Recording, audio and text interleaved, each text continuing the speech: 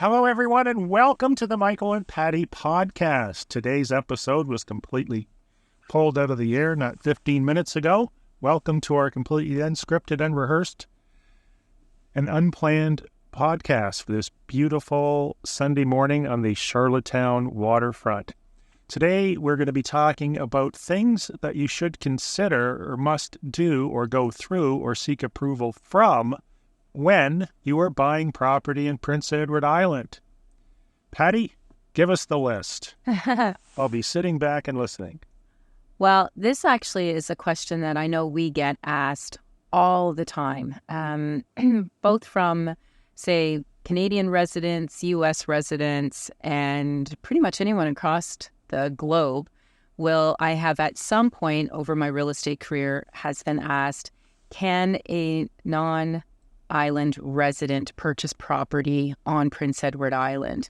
And the answer is yes, but with a few little pieces of information and tidbits and sometimes some requirements.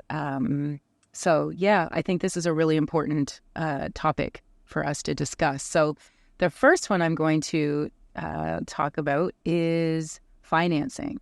Well, before you get into that, if I may just interject with a comment here. Sure. What's going through my mind is, why would people think that?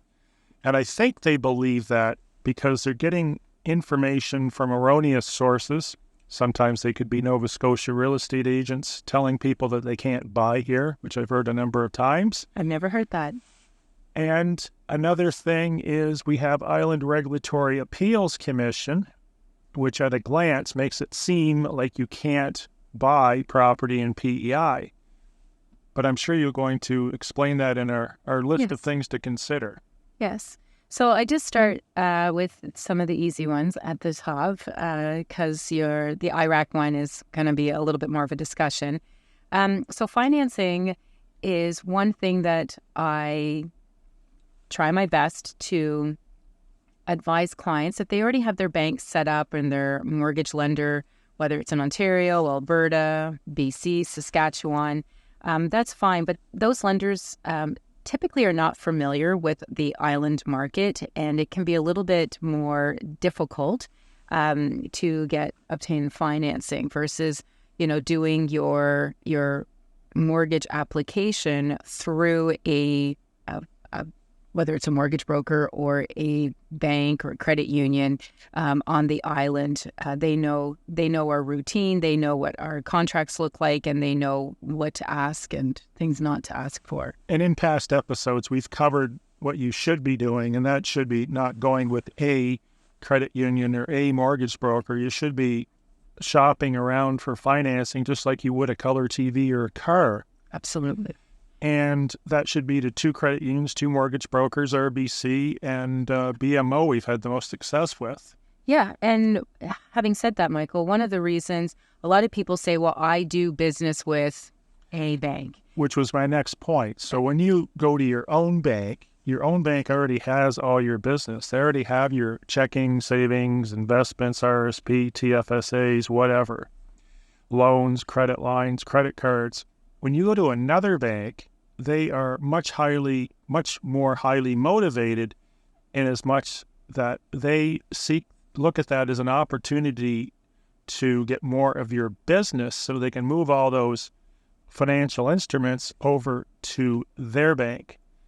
So typically, if you go to 5 or 6 lenders, you're going to have one that's the least path of resistance or the easiest to deal with, and the others are probably going to be a challenge, to say the least, especially in today's financial and mortgage climate. Yeah, no, I agree. Okay, number 2 on the list is insurance. I always advise my buyer clients that it would be in their best interest to pick an island insurance company for this main reason. Island insurance companies, and without getting into promoting any particular insurance company, they typically will go to the property and do an insurance inspection, which is part of an agreement of purchase and sale. Is the property deemed insurable? When you get into doing insurance companies, whether they're through your bank or What other insurance companies? I know, like Well, you're just referring to nationalized companies versus a company that specializes in the local environment. Correct. 75% of the insurance policies on the island are held by PEI Mutual. And as far as getting insurance, the challenges would typically be wood stoves, wood-burning appliances, open fireplaces, and recently oil tanks. And recently has been styrofoam insulated basements that will basically kill you as soon as they ignite because they should have been covered with wood or drywall. Yeah, no, absolutely. And the insurance, from an insurance company standpoint, if they're not going to send someone out to inspect the property, they expect the buyer to do that. So some of the questions that I've seen is, what is the distance from the fire hydrant? Well, you know why they're doing all that. Oh, absolutely. And why is it? So that if there's an I not dotted or a T not crossed, they don't have to do a payout should a claim ever be right. They're passing the onus onto the consumer, and they know that information may or may not be correct, which will give them an opportunity not to pay out. Correct. So I always just try to advise buyers to, as long as I provide the information, at the end of the day, they make the decision. So that's my number 2. Number 3, which, unless there's another area, Michael, that you would recommend before I get into IRAC. I'll let you know. Okay. So for me, it's those top 3. The number 3 is IRAC, which is what Michael had said, the Island Regulatory Appeals Commission.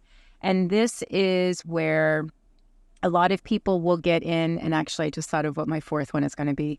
A lot of people will get into a situation where if they're not aware of the requirements of IRAC in order to be approved, now you can purchase a property anywhere on PEI as long as it's under 165 feet of water frontage or 5 acres per household is what the new rule is, without having to go through IRAC. So no issue at all. You can just make a straight purchase. The only people right now, because of the prohibition, that cannot purchase within prohibited, the amalgatory, I can't even think of the name, the areas that... Because of Justin Trudeau and his people, they made it illegal to purchase in certain parts of Canada if they're not Canadian residents, but that has nothing to do with IRAC. IRAC simply... I'm just making it clear in this moment that there are 2 areas that non-Canadians cannot purchase. So back to IRAC. Okay, so IRAC in a nutshell basically portrays themselves to regulate gas, electricity, rents, and land holdings, among a few other things. So essentially, Patty's right. If you're buying over 165 feet, 5 acres, you have to go through an application process. The application process is 1% of the purchase price. The things to keep in mind there are to hire a lawyer that is extremely experienced with IRAC in putting applications in, and then your acceptance level should be fairly high unless you have some sort of list of properties you already own in PEI, because that would also go on the application. So if you're trying to buy 100 acres and you already own 1,000 acres, you're probably not going to get approved. There are certain sensitive areas that they are a little more protective over than others. But again, with a good lawyer, you should be fine. On to the next point. And the other point, just we got with regards to that, is in order for a non-island resident to purchase land, to put in an application, just so you know the requirement, there has to be a 90-day advertising rule. Has to be an MLS for 90 days. Yeah, well, it has to be, as far as they perceive, an aggressive advertising campaign done to promote this property, to offer it to island residents, and they feel 90 days with that. And yes, the MLS is the preferred route if you're seeking an approval for an application. That would be the most desired advertising platform to get an approval. So, if you're looking at a brand new listing and it's, 10 acres on the water, chances are, and if it wasn't previously listed, it could have just easily been put back on with another realtor or, whatever, renewed after a couple weeks' time.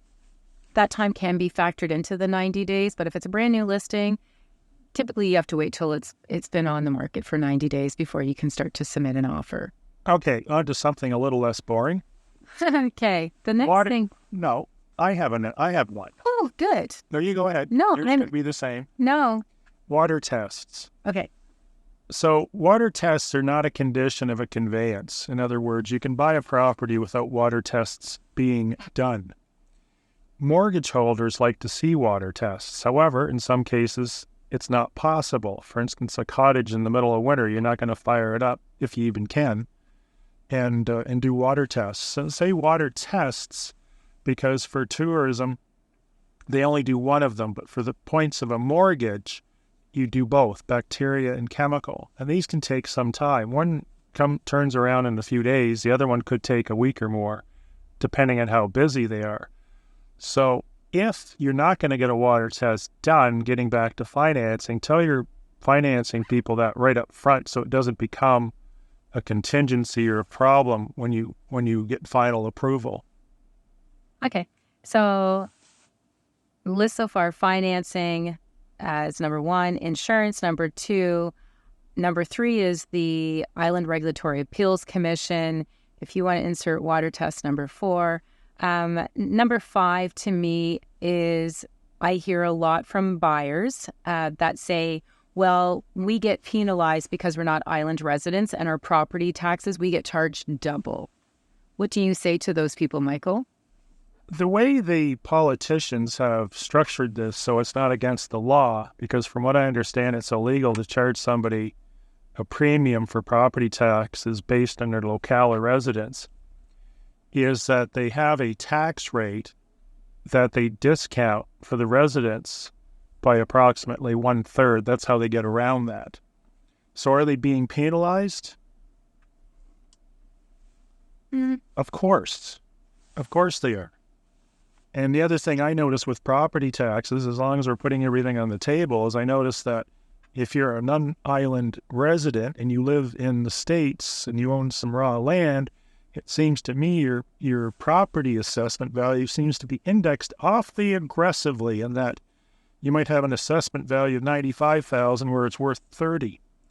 So having said that, every year you have the ability to appeal your tax assessment, which is what your property taxes are based on, which is something you should keep a close eye on each and every year. No, absolutely. And they can put in a request to dispute their property taxes if they feel that they're overpaying. Right. An appraiser or real estate agent can help you substantiate a price or a value. And another thing then, for those who are not island residents that are asking about can they buy on PEI, this is a new tax that has come into play. It's the unused housing tax. So if you plan to purchase a property and leave it sitting vacant and just use it for the summers, because of the housing, shortage across Canada, they've just put this tax in as another opportunity to collect some more money, and saying those houses that are not lived in year-round or rented out are going to be subject to an additional tax, which they're calling an unused housing tax. What if it's a cottage? There's a tax. I'm almost positive. That's a good question, Michael. I know residential, 100% unused, but I guess if it's the 3 season, it can't be occupied. So do they... and I just had this whole conversation. Maybe they want you to dress really warm because you don't have any heat or water. Well, for sure, for residential properties, I can say if you're purchasing something that can be lived in year-round and you only choose to use it as a seasonal property, be aware that there is an unused housing tax. Right. And in closing, I could probably add to that list, if you're going to use, obviously, an agent, you want someone with experience. And if you're going to hire a lawyer that's experienced and does real estate on a daily basis. Lawyers specialize in different things. Corporations, they get, insurance fraud, whatever. Automotive accidents. I mean, you want someone that specializes in real estate, because if you do run into any issues or you do want your contracts reviewed before you submit them, it's always good to have that experience behind you. So to answer a question that we started this podcast with, Can a non-island resident purchase property on PEI? The answer is, Michael? Absolutely yes. Don't listen to those real estate agents in other provinces that tell you otherwise. Yes. Yeah, absolutely. Wonderful. Well, that was a fun topic. That was a lot of fun. Have a good day. Bye for now. Thanks for listening.